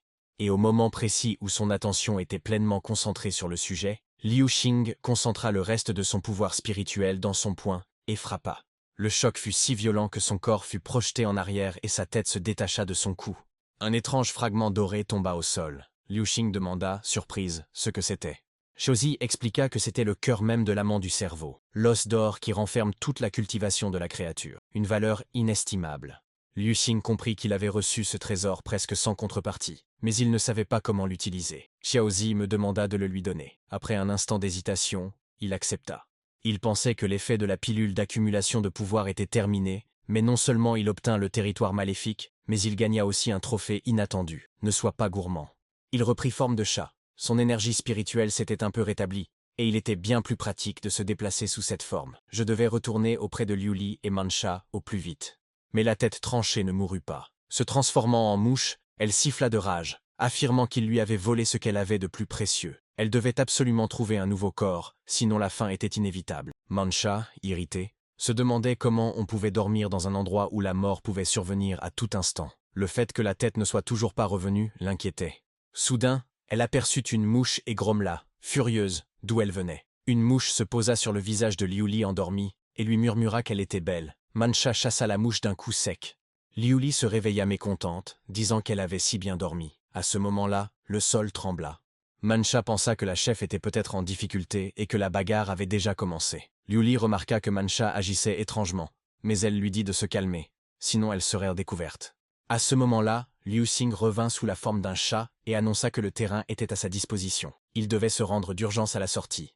Mais une voix s'éleva d'en haut. L'homme imposant s'enquit nonchalamment du tumulte et remarqua la présence de nouvelles jeunes sœurs. Il se présenta comme le taoïste Baozu et expliqua que le maître était retiré du monde, mais qu'il pouvait leur tenir compagnie et échanger leurs expériences dans ses appartements. Liu Li sourit doucement, laissant entendre qu'il serait malvenu que le chef découvre leur échange d'expériences, et lui suggéra de trouver un moyen de les faire sortir discrètement. En secret, elle décida d'attendre qu'il la morde, puis de le tuer. Baozu, flatté, acquiesça. Mais Mancha ne joua pas. Elle lui sauta dessus et lui donna un coup de pied. Il s'écroula au sol. Liu Li la réprimanda pour sa précipitation, mais Mancha, agacé par les paroles, préférait agir. Ils se partagèrent les armes magiques laissées par le chef. Mancha prit une énorme grenade d'élixir. Liu Li choisit des flèches. Baozu révéla soudain sa véritable forme. De nombreux bras lui poussèrent sur la tête. Il comprit qu'il avait failli être trompé. La poursuite commença. Mancha décida de l'affronter et renvoya Liu Li. Ce dernier, malgré quelques grognements, s'en alla. Mancha avala l'élixir. Une explosion se produisit à l'intérieur d'elle. Elle toussa. À cet instant, sa conscience se sépara de son corps. La nonne-mouche était ravie. L'inconscient de Mancha était affaibli, et il était possible de prendre le contrôle de son corps. Mais au fond de l'esprit de Mancha, une autre conscience, puissante, existait. Mancha, sous forme spirituelle, frappa la nonne et la détruisit. Elle ressentit une étrange sensation en déchiquetant les fourmis et pensa qu'elle avait hâte de reprendre le contrôle de ce corps. Pendant ce temps, Baozu, qui pensait l'avoir avalé, sentit soudain son corps se déchirer de l'intérieur. Mancha sortit, étirant ses épaules tandis que des centaines d'années d'emprisonnement prenaient fin. C'était fragile. Elle sentit son Dao. La main coupée, avec son œil, se mit à bouger d'elle-même. Liu Xing la reconnut comme un chat. C'était la main gauche de Tao Baozu. Parallèlement, Liu Li errait dans le couloir. L'espace semblait infini. Une cultivatrice apparut, déclarant qu'elle ne partirait pas. Soupçonnant un mur fantôme, elle tira. Sa tête fut transpercée, mais il se régénéra. C'était un maître des illusions. Il la poignardait à l'estomac. Mais ce n'était qu'une illusion. La technique du fantôme du flux lumineux. Le taoïste Taishu reconnut son talent et lui proposa de rejoindre les êtres exaltés. Liu Li refusa, puis passa à l'attaque. Elle révéla le secret. Le sang d'un véritable dragon dissipa ses illusions. Lorsqu'il toucha son sang, ses fantômes s'effondrèrent. Sa tête fut détruite. Il n'en resta qu'un fragment, un morceau de la queue de pierre du dragon. Soudain, un bruit terrible retentit, le signal de la sortie du patriarche de sa retraite. Des milliers d'âmes tremblèrent. Xiaozi expliqua à Liu Xing que le patriarche était devenu plus fort. Son aura était en elle-même impressionnante. Pour sauver la situation, Xiaozi suggéra une double culture dans l'espace de sa conscience divine. Là, elle utilisa la pointe dorée de la queue pour tremper le lotus d'or, fondement de son chemin. Il avait franchi l'étape de la trempe du Qi. Elle lui conféra le pouvoir accumulé des âmes. Le patriarche apparut sous la forme d'un être gigantesque contrôlant des milliers d'âmes. Liu Li et Mancha combattirent de toute leur force. Liu Xing intervint. Son coup brisa la carapace de la créature. Le patriarche disparut, laissant entendre que leur destin était désormais lié par les tentacules de son karma. Mancha constata que le chapitre avait atteint le stade de la mise en place des fondations. Liu Li réalisa qu'il ne s'évanouissait pas, mais qu'il se cultivait. Ils retournèrent au puits, scellant l'entrée avec des corps et des sorts. Dans la secte, ce fut le chaos. Le corbeau de feu déroba les pierres spirituelles et ouvrit le pavillon secret d'un souffle et de 3 automnes, où le jour équivaut à 3. La jeune fille volante, esprit de la formation, la blâma. Le corbeau chercha des excuses. Liu Xing ne prit même pas la peine d'enquêter. Il rendit les pierres et répartit les tâches. Recruter des étudiants, créer des artefacts et faire germer des graines de l'Azishao. Il pénétra lui-même dans le pavillon. L'énergie cosmique emplit son corps sans effort. Grâce à sa double culture, il atteindrait bientôt le stade du noyau d'or. Pendant ce temps, dans l'ombre, le taoïste remit le mille-pattes rouge de la calamité à la main qui avait annoncé la défaite. Il permettrait de recréer la chair pour une nuit. Si vous capturez 3 traîtres et les ramenez, le sort sera levé. La main obéit docilement. La chasse reprit. Au bout d'un moment, un jeune homme apparut dans le ciel au-dessus de la ville, à bord d'une machine volante. Un jetpack Falcon d'occasion vrombit derrière lui, laissant une traînée lumineuse. Il était fier de penser qu'une vitesse de 1200 km/h était la limite de ses rêves, même si l'engin lui avait coûté 20 000 pièces de pension. Mais maintenant, il était le plus brillant du ciel, et ça valait largement son prix. Soudain, Liu Xing apparut à ses côtés, parfaitement silencieuse. L'homme contemplait l'étrange maquette d'avion d'un air hébété. C'était la vitesse la plus élevée qu'il ait jamais vue, surtout avec ce modèle. Pas de gaz d'échappement, pas de feu, pas de bruit de moteur. Il décida de rattraper l'inconnu et en profita au maximum. Cependant, malgré la vitesse extrême du jetpack, la distance ne diminua pas. Cela paraissait illogique. Cet engin n'avait même pas de pot d'échappement. Le jeune homme augmenta alors encore son adhérence. Pendant ce temps, Liu Xing réfléchissait en silence. Il avait déjà atteint le stade extrême du noyau d'or et pouvait manier une épée en vol. Pourquoi dépenser de l'argent pour le transport maintenant? Mais son corps du destin divin était encore plus étonnant. La source de ce pouvoir réside-t-elle dans l'espace même de la conscience divine? Heureusement, il est aussi l'âme de la transmigration, ce qui présente de nombreux avantages. Cependant, je n'avais pas le temps de réfléchir. Il me fallait me mettre au travail. Ils ont tous deux atterri au bar de rassemblement. En enlevant son sac à dos, il décida avec suffisance qu'il était encore plus rapide. Les jeunes filles à l'entrée les accueillirent et leur expliquèrent les règles. Les participants de rang inférieur prendraient leur commande au comptoir du premier étage, tandis que ceux de rang A à S trouveraient un salon VIP au 2e étage où le service serait séparé. Il constata qu'il avait déjà atteint la 211e place du classement C. Un an de plus et il atteindrait le rang A sans problème. Dans un an, Luo Letian n'accepterait plus que des tâches du premier étage. Liu Xing, quant à lui, se rendit au bar et demanda à frère Hua une bière noire plus forte et un kit de chasse. Hua était ravi de le voir. Il dit qu'il n'avait pas vu Xingzi depuis longtemps et lui demanda s'il était venu pour accepter la mission. Il la félicita, faisant remarquer qu'il était dommage de gaspiller autant d'énergie ici. Liu Xing a reconnu qu'il avait eu de la chance. Il avait vaincu 5 hommes bêtes à lui seul et avait accompli une quête 2 étoiles au-dessus de son niveau. Il a toutefois rappelé qu'il n'était qu'un individu de classe moyenne, classe C, qu'il occupait la 360e place et que l'argent lui manquait cruellement. Luo Letian, qui écoutait aux portes, fut surpris. Comment un simple soldat de classe C pouvait-il accomplir un tel exploit en détruisant à lui seul 5 hommes bêtes et en menant à bien une mission de haut niveau? Soit il possédait un super pouvoir caché, soit un équipement incroyable. Ah, se souvint qu'ils avaient lui donné beaucoup pour une quête d'une étoile, 5000 pièces de sable. Liu Xing se plaignait de n'avoir obtenu que 30% à cause du capitaine. Il voulait tenter une quête 3 étoiles et demandait conseil. Au fond de lui, Liu Xing savait que l'argent n'était pas l'essentiel. Il devait vaincre au plus vite les hommes bêtes les plus puissants et récupérer les cristaux cœurs. Tôt ou tard, le vieux sans yeux les trouverait. Les élèves ne se sont pas encore remis de la catastrophe. Il vous faut accumuler suffisamment de cristaux pour forger davantage d'artefacts et d'outils. Hua secoua la tête et constata que 30% était dû à la cupidité du capitaine Fang Xiaoyu. Pour un soldat de classe C, accepter seul des missions 3 étoiles était bien trop dangereux. Luo Letian comprit de qui il parlait. Fang Xiaoyu, le capitaine de l'équipe des Twin Leopards. Il proposa alors de s'unir. Son escouade, les Lions des Terres Désolées, est la première équipe de classe C, classée 211, et il s'appelle Luo Letian. Liu Xing pensait que les Lions des Terres Désolées comptaient environ 190 membres, et il trouvait étrange que leur représentant veuille faire équipe avec lui et son duo. Il se présenta donc modestement à voix haute, comme un simple collectionneur de classe C inférieure. Luo Letian l'assura qu'il avait entendu parler de ses exploits et qu'il était impressionné. Il proposa de diriger l'équipe et de partir ensemble en mission 3 étoiles. Hua a renchéri. Pour une quête 3 étoiles, un personnage de classe C a besoin d'au moins 3 personnes. À ce moment-là, une douce voix féminine se fit entendre, demandant s'il restait une place dans l'équipe. Les garçons se retournèrent. Luo Letian pensa « Quelle jolie fille ». Elle se présenta comme Lino, une cueilleuse de classe C de l'escouade des cerisiers nocturnes, et demanda si elle pouvait se joindre à eux. Luo Letian accepta immédiatement et la salua cordialement. Liu Xing annonça que l'équipe était au complet et demanda à Frère Hua de choisir une tâche. Anna soupira, promettant de choisir quelque chose de plus simple. Mais Liu Xing demanda s'il y avait une tâche plus difficile, trouver davantage d'hommes bêtes et un chef en plus. Hua grommela qu'il avait, comme son capitaine, une tendance suicidaire, mais admit qu'une mission 3 étoiles difficile avait été suspendue pendant 24 heures. À l'école primaire Xingchen, une classe entière a disparu pendant un cours en forêt. Non pas quelques élèves, mais toute la classe, ainsi qu'un accompagnateur. La tâche est entourée d'incertitudes. La forêt était autrefois considérée comme paisible, mais des rumeurs de fantômes circulent depuis quelques mois. Cependant, il est fort probable que des hommes bêtes s'y soient installés. Liu Xing n'hésita pas à affirmer qu'ils acceptèrent cette mission. Une équipe fut formée, et l'inconnu de la forêt de Xingchen les attendait. Le système a confirmé la mission. Les collecteurs de niveau C, Liu Xin, Luo Letian et Lin Yu, ont formé une équipe pour la mission 3 étoiles.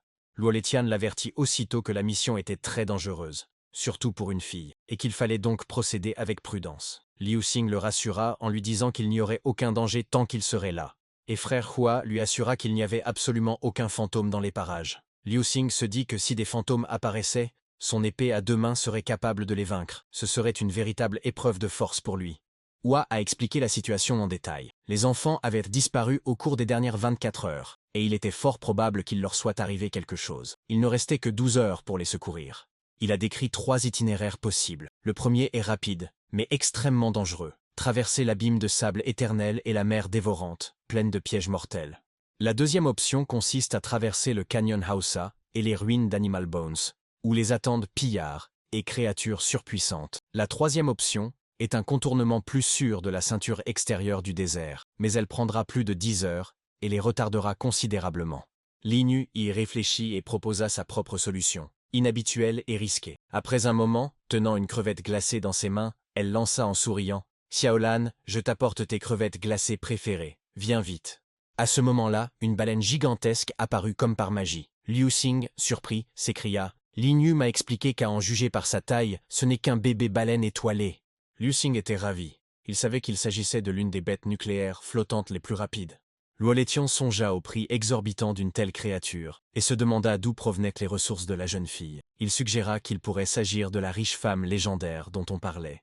Lin Yu expliqua que la baleine était son amie, mais qu'elle ne pouvait se déplacer qu'à une altitude supérieure à 1000 mètres, faute de quoi elle ne pourrait plus respirer. Par conséquent, elle devrait décoller à son dos si elle voulait utiliser ce moyen de transport insolite. Luo Letian a fait remarquer que s'asseoir sur le dos d'une bête géante est étonnamment confortable, on sent à peine le poids, et Lin Yu a ajouté que la vitesse de la baleine est faible, mais qu'elle peut raccourcir le trajet et franchir plus rapidement les zones difficiles. Liu Xing, sentant un champ d'énergie inhabituel à proximité, pensa qu'il s'agissait d'un lieu sacré ou de quelque chose de plus. Un domaine de purification immortelle se trouvait non loin, comme si la nature elle-même protégeait leur présence. Ils étaient arrivés dans la forêt du néant. Liu Xing remarqua que l'endroit était presque désert, quasiment aucune créature nucléaire n'y apparaissant, alors même que la forêt était habituellement utilisée pour des activités de plein air et des recherches scientifiques. Lin Yu perçut une atmosphère étrange, à la fois calme et terrifiante, rappelant une vieille légende. La jeune fille raconta l'histoire de la forêt des merveilles. Autrefois, cet endroit regorgeait de ressources, et de nombreuses personnes s'y installèrent, créant un village. Tout était calme jusqu'à cette nuit où la plupart des gens furent tués ou pendus aux arbres en guise d'avertissement terrifiant. L'équipe de secours a tenté d'aider les survivants, mais la plupart sont morts, les autres ont miraculeusement survécu, et les échanges entre les races sont devenus rares. Le pire, c'est qu'un fantôme a assisté au massacre, mais seul un petit enfant l'a vu. Luo Letian n'était pas sûr que les fantômes existaient réellement dans ce monde, mais Lin Yu lui expliqua que la jeune fille avait elle-même vécu cette expérience terrifiante, et que son récit était exact. La jeune sorcière Wan Yin, une voyante capable de voir les fantômes. Liu Xing fit remarquer que si les fantômes existaient réellement, il serait facile de s'en débarrasser avec sa grande épée. Luo Letian dirigea précipitamment l'équipe vers l'école, mais soudain, d'étranges racines commencèrent à pousser du bâtiment, les enveloppant. Liu Xing alluma sa lampe torche et traversa l'école plongée dans l'obscurité. Une fois la porte refermée, l'obscurité fut totale. Lui et ses camarades se dispersèrent et leur bracelet de communication cessa de fonctionner. Il savait qu'il était désormais seul, et qu'il devait retrouver les autres au plus vite. Il entra dans une des pièces et pointa sa lampe torche devant lui, demandant s'il y avait quelqu'un. Il n'y avait que des mannequins à l'intérieur. Malgré cela, il entendait distinctement un bruit étrange et ne pouvait se défaire de l'impression d'être observé. Il décida de ne pas s'attarder et de poursuivre ses recherches. Soudain, il sentit une main se tendre derrière lui. Liu Xing la saisit brusquement et braqua sa lampe torche sur elle, révélant une petite fille. Elle m'a demandé de la raccompagner. Liu Xing vérifia le bracelet. Il n'indiquait pas qu'il s'agissait d'une bête nucléaire, et il ne percevait aucune aura fantomatique. Il lui demanda son nom et comment elle était arrivée là. La jeune fille raconta que pendant le cours, un fantôme était apparu, que le chaos s'était installé, qu'elle avait eu peur, qu'elle s'était enfuie et s'était perdue. Les autres élèves avaient été repoussés plus profondément dans l'école par le fantôme. Pendant ce temps, Luo Letian tentait de contacter Liu Xing et Li Niu par radio. Il n'y eut aucune réponse. Soudain, il entendit une musique étrange, comme un chant. Il suivit le son, et à ce moment-là, quelqu'un lui attrapa le bras. Dans la pièce, il vit de nombreux enfants entourant Lingyu. Il l'appela, mais les enfants se transformèrent soudain. Leurs corps devinrent difformes, semblables à des monstres. Luo Letian sortit un couteau et les tua tous. Il courut vers Lingyu et tenta de la ramener à la conscience. Elle se réveilla sans savoir comment elle était arrivée là. Il a dit qu'elle avait probablement rencontré un fantôme, mais que tout était fini maintenant, qu'il l'avait vaincue et qu'il la protégerait. Lingyu répondit qu'elle était heureuse d'avoir un tel frère et lui demanda de ne pas la quitter. Il promit d'être là. À cet instant, son corps commença à se déformer, se transformant en monstre. Elle déclara que c'était très bien, et des tentacules noirs commencèrent à sortir de son corps, enchevêtrant Luo Letian. La véritable Lingyu errait seule dans l'école à ce moment-là. Elle avait perdu Liu Xing et Luo Letian de vue. Le bracelet était hors service, et il lui était impossible de contacter le capitaine. Elle entendit des pas. Liu Xing apparut devant elle et déclara l'avoir enfin retrouvé. Elle se mit en alerte et lui demanda qui il était réellement, car un autre Liu Xing apparut derrière elle. Deux Liu Xin identiques se tenaient dans le couloir. Chacune accusait l'autre d'être une impostrice. Ils se mirent à se battre, chacun prétendant être un fantôme. Tous deux proposèrent à Lingyu de les défendre, promettant sa protection. Puis, ils commencèrent à se transformer en monstres, tout en continuant d'affirmer leur réalité. Lingyu utilisa son pouvoir. Depuis son enfance, elle a développé le don d'entendre les pensées des monstres nucléaires et de communiquer avec eux. Elle essaya de comprendre leur voix intérieure, mais leur esprit était étrange, différent de celui des créatures nucléaires. Elle disait entendre leurs pensées, mais elle n'arrivait pas à les identifier. Les monstres prétendaient être ses coéquipiers. Elle appela Xiaoliu. Le petit cochon nommé Xiaoliu se transforma en un énorme sanglier et attaqua les deux monstres, les projetant contre le mur. Cependant, ils parvinrent à s'échapper. À ce moment-là, la jeune fille conduisit Liu Xing vers un immense trou noir enveloppé d'une aura obscure. Elle lui demanda de sauver les autres au plus vite. À cet instant, Liu Xing dégaina son épée et lui trancha la tête. La jeune fille était un monstre. Il comprit qu'elle n'était ni une bête nucléaire, ni un fantôme, ni même humaine. Elle n'émanait d'aucune aura. Il comprit que son but était de l'amener ici. Liu San utilisa son pouvoir de transformation en forme spirituelle, puis pénétra dans le trou noir. À l'intérieur, il comprit qu'il s'agissait probablement du corps d'un véritable monstre. Il n'y avait pas que des enfants, mais aussi quelques visages familiers. Un monstre l'attaqua par derrière et un combat s'engagea. Durant le combat, il libéra Luo Letian. Ce dernier reprit conscience sans savoir où il se trouvait. Liu Sang expliqua sous forme spirituelle qu'il était nécessaire de détruire les entrailles de la créature et de sauver les disciples, tandis que lui-même devait trouver le véritable corps du monstre. Luo Letian, sous le choc, demanda s'il s'agissait d'un fantôme. Liu Xing lui dit de ne pas paniquer, que c'était son pouvoir spécial. Luo Letian comprit que Liu Xing avait éveillé des super-pouvoirs, contrairement à lui et Lingyu, ce qui était normal pour un collectionneur de rang C. À cet instant, un monstre gigantesque apparut devant eux. Liu Xing comprit que cette créature pouvait copier celle qu'elle avait vue de son vivant, ainsi que des images issues de sa propre mémoire. Lingyu apparut soudainement, chevauchant Xiaoliu, transformé en un énorme sanglier nommé Durian. Luo Letian fut surpris de la voir ainsi. Lingyu expliqua que Xiaoliu était son amie et qu'elle se joignait au combat. Après l'école, une créature à l'apparence humaine apparut devant eux. Elle annonça calmement que toute la garniture était déjà rassemblée et qu'ils pouvaient commencer. Au même moment, le bâtiment commença à rétrécir. Luo Letian sentit les murs bouger. Lingyu ne comprenait pas ce qui se passait, et Liu Xing réalisa que le bâtiment lui-même faisait peut-être partie du véritable corps du monstre. La créature commença à expliquer qu'elle avait passé des centaines d'années de sa vie à faire pousser un arbre nucléaire géant. Il lui a fallu des décennies pour germer, et tous les quelques décennies, l'arbre devait absorber des êtres humains pour reconstituer ses nutriments. Cette fois, Il absorba non seulement la force vitale des enfants, mais aussi le sang d'un charognard de rancé. Il ajouta qu'il serait assurément délicieux. Il faut des siècles pour qu'une graine germe et pousse, mais une seule journée suffit à un arbre nucléaire pour faire mûrir son fruit. Cependant, après l'offrande, l'arbre perd une partie de son énergie, et il y a toujours un prix à payer. Soudain, l'un des fruits éclata. La créature ne comprenait pas comment cela était possible, ni où était passée l'énergie du fruit. À ce moment-là, Lin Yu, Luo Letian et Liu Xing apparurent avec les enfants sauvés. La créature comprit que le charognard de rang C avait réussi à échapper au contrôle de l'arbre nucléaire. Le monstre déchira alors l'espace, créant un trou. Liu Xing vit une main gigantesque surgir de la faille et tenter de les frapper. Il lança la sphère contenant les enfants à Xiao Lu et lui ordonna de les emmener aussi loin que possible, sans se retourner. La créature commença alors à créer de plus en plus de failles spatiales. Liu Xing se transforma en esprit et coupa le monstre en deux, mais celui-ci se régénéra rapidement. La créature affirmait qu'un charognard de rang A lui serait impuissant, mais Liu Xing parvint à la blesser, à sa grande surprise. Elle exigea de connaître son nom et attaqua de nouveau d'une main gigantesque, mais Liu Xing para le coup. Une série d'attaques puissantes s'ensuivit. Liu Xing savait que son adversaire était extrêmement fort. Il avait déjà envoyé un signal de détresse au capitaine, mais même à sa vitesse, il lui faudrait plus de 2 heures pour y arriver. Il ignorait combien de temps il pourrait tenir. Il lui restait 2 talismans. Il décida donc d'en utiliser un.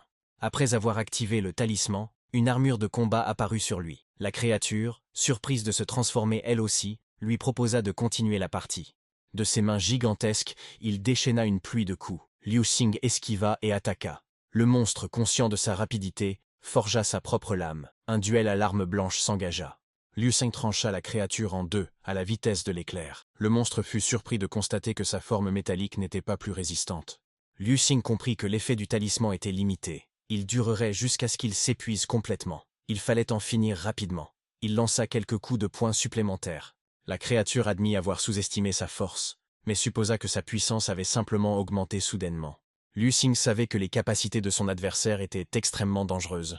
Elle pouvait déchirer l'espace, modifier sa structure corporelle et se régénérer. La meilleure solution n'était pas de le tuer, mais de l'anéantir complètement. Le monstre décida que s'il ne pouvait pas gagner seul, il créerait d'autres copies. Une multitude de ses doubles apparurent autour de lui. Liu Xing resta figé un instant, puis le cheval d'or apparut, accompagné de ses lances, et un combat féroce s'engagea. La créature fut surprise de constater qu'elle aussi pouvait créer des clones. Liu Xing continua de frapper, mais il sentit que le talisman était presque épuisé. Bientôt, son effet cessa et il reprit sa forme normale. Il espéra avoir enfin vaincu l'ennemi. À cet instant, une nouvelle faille spatiale s'ouvrit sous ses pieds. Le sol disparut et Liu Xing tomba. Liu Xing se retrouva seul avec la créature. Le silence régnait. La créature affirma que le calme était enfin revenu. Elle avait initialement prévu de simplement récolter les fruits de l'arbre nucléaire, mais elle ne s'attendait pas à rencontrer une personne aussi gênante. Parallèlement, elle admit apprécier ce genre de surprise et décida d'aller voir de quoi il s'agissait. Elle porta la main à la tête de Liu Xing et parcourut ses souvenirs. Elle vit d'abord qu'il était un simple éboueur, orphelin durant la première partie de sa vie, rien de particulier. Mais elle découvrit alors des souvenirs qui n'avaient rien à faire dans ce monde. La créature, surprise, ne comprenait pas la plaisanterie. De plus, elle perçut une puissante énergie dissimulée dans le corps de Liu Xing, une énergie manifestement hors du commun. Un tel adversaire l'intéressait. Cependant, il pensait que si on le laissait se développer davantage, il pourrait devenir un obstacle majeur à leur plan de retour. La créature hésita à le tuer ou non, et remarqua que le bras ne semblait pas être levé. C'était un spécimen trop rare. Soudain, une fissure apparut dans l'espace. La barrière céda et le capitaine Liu Xing se précipita à l'intérieur. La créature comprit qu'elle avait franchi sa barrière spatiale d'un simple coup de son. La capitaine repéra aussitôt sa cible et chargea, sachant qu'il s'agissait de celle qui se trouvait devant elle. Le coup de pied du capitaine repoussa la créature, qui lâcha Liu Xing. Le capitaine le ramassa et vérifia son état. Liu Xing se réveilla, surpris par son apparence, et déclara qu'il allait bien, qu'il était résistant, mais qu'il était encore trop faible pour détruire ce monstre immortel. Le capitaine demanda s'il possédait un pouvoir d'auto-guérison. La créature commença à se régénérer, et l'arbre géant à reculer. Le capitaine ordonna de s'arrêter, et avec Liu Xing, ils attaquèrent l'arbre. À cet instant, une graine tomba au sol. Luo Letian, Xiao Liu et Ling Yu s'approchèrent d'eux. Liu Xing dit qu'il allait bien et s'enquit des enfants. Lin Yu a rapporté que les enfants étaient encore en vie, mais inconscients, et que les récupérateurs arrivés sur place les avaient déjà évacués vers la base. Luo Letian a demandé d'où venait cette plante gigantesque. Liu Xing expliqua qu'il s'agissait du rejeton d'un arbre nucléaire géant qui kidnappait des gens pour ses fruits. Le capitaine déclara que si c'était de sa faute, nous devions tout détruire. Mais à cet instant, les fruits furent projetés dans la faille spatiale. La créature, presque prise par surprise, parvint à s'échapper. De l'autre côté de la faille, une créature rouge apparut et l'appela Guillou, lui demandant pourquoi cela avait pris autant de temps. Guillou l'appela « chef ». Il demanda si l'opération s'était bien déroulée et si elle avait porté ses fruits. Guillou répondit qu'il n'avait pu en livrer que 7, car il avait rencontré 2 charognards particulièrement récalcitrants. Le chef a fait remarquer qu'à l'heure actuelle, seule la capacité de Guillou lui permettait de quitter la terre scellée pour retourner dans le désert. Il devait donc recruter davantage de fidèles pour accélérer le plan de retour. Les fruits lui ont permis de recouvrer un peu de force, mais c'est bien trop peu. Il a affirmé qu'il trouverait absolument un moyen de reprendre ses activités et de ramener tout le monde hors des terres scellées vers le désert. Peu de temps après, une réunion secrète se tint au siège de la guilde des pilleurs. Mingyue a fait remarquer que de telles réunions n'avaient pas eu lieu depuis longtemps, et les avait convoquées en raison de la situation critique, mais moins de la moitié d'entre elles s'étaient présentées. Hughes a déclaré que cette réunion avait été annoncée trop soudainement que tout le monde était occupé à sauver le monde. Oncle Long a simulé une relation amoureuse en laissant entendre qu'il avait des rendez-vous. Hughes, quant à lui, a prétendu chercher un abonnement pour se donner un coup de fouet. Mingyue mit fin à la dispute et annonça une nouvelle importante. Il pensait qu'An Ying et ses généraux lèveraient bientôt le blocus du territoire scellé. Lin Feng déclara qu'il n'avait pas été assez fort lors de la bataille précédente, mais qu'il s'était préparé pendant des années et que cette fois, il anéantirait complètement l'ennemi. Hughes demanda si An Ying était si forte. Tianmian répondit que même si tous les présents s'unissaient, An Ying les détruirait facilement. Mingyue reconnaissait que les chances existaient, mais qu'elles étaient extrêmement faibles, et considérait Liu Xing comme une possible clé de la victoire. Plus tard, dans l'appartement de la guilde, la directrice Guo les remercia de leur avoir permis de s'échapper. Liu Xing rétorqua que c'était plutôt lui qui devait la remercier de veiller constamment sur Xiao Bao, et demanda de quelle plante il s'agissait. La metteuse en scène a admis qu'elle-même ne comprenait pas pleinement, car c'était la première fois qu'elle voyait une telle mutation, et il semblait que la plante ait acquis une conscience. Shobo a expliqué que l'arbre nucléaire est l'équivalent d'une bête nucléaire parmi les plantes. La mutation commence dès la graine, mais la transformation dure des centaines d'années. Pour faire pousser un seul arbre de ce type, il faut sacrifier une forêt entière comme engrais. Lorsqu'il porte ses fruits, toute l'énergie est transférée aux fruits pour une maturation accélérée, et la forme finale de l'évolution est cachée à l'intérieur. Liu Xing doutait de ces paroles, mais le directeur Guo remarqua que l'explication était étonnamment cohérente avec ses hypothèses. Xiaobao a déclaré que ses connaissances lui étaient apparues comme des souvenirs de son père. À ce moment-là, le fruit se mit à briller intensément. Liu Xing comprit qu'il était sur le point de mûrir.